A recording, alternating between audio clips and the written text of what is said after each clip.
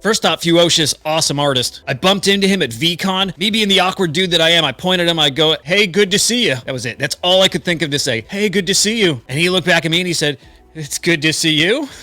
And he walked away. That was it. If I meet you in person, expect the same awkwardness for sure. Hey, Mega GMs, welcome to Inside NFTs Sunday edition, talking about those worthless NFTs again. By the way, I've changed my mind on that article, on that narrative. That story's just caught fire, right? That NFTs, 95% of them worth nothing now. Gotta remember, that news is for normies, right? It's for people outside of NFTs who don't know much about it, and the story's accurate. While it may feel a little misleading, because inside of NFTs, we know that between cycles, 95% of NFTs are worthless. We know that in the next run, very few of the old NFTs carry forward and regain value, right? It's always a new crop of NFTs. But that doesn't make that narrative, that story, untrue. It's just not telling the full picture. It's good for us to be really transparent about what's going on here, because that's what the blockchain is for. It's for transparency. But I will say, for a full picture, you gotta look at the Forkast 500 NFT Index. It shows the value of the NFT collections that are worth something, the top 500 collections. Let's dive into that. We have a really light news day. Thank God it was such a crazy week last week, and we'll get right into the Forkast 500 index,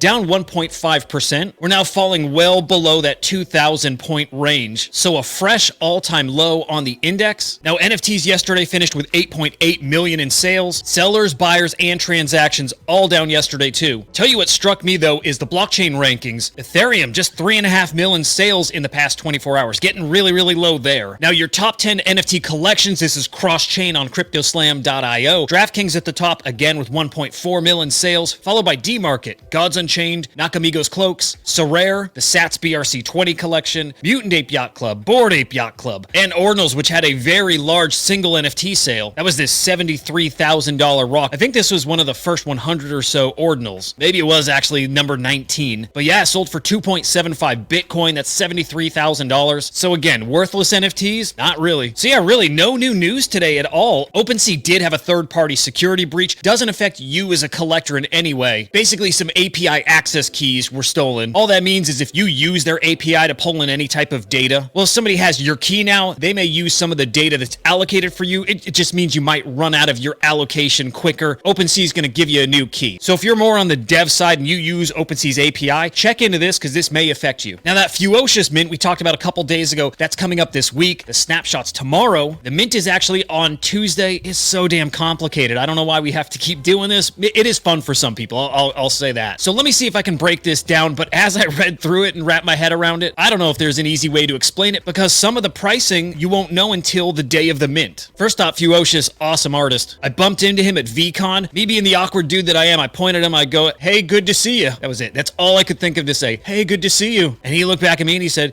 "It's good to see you." And he walked away. That was it.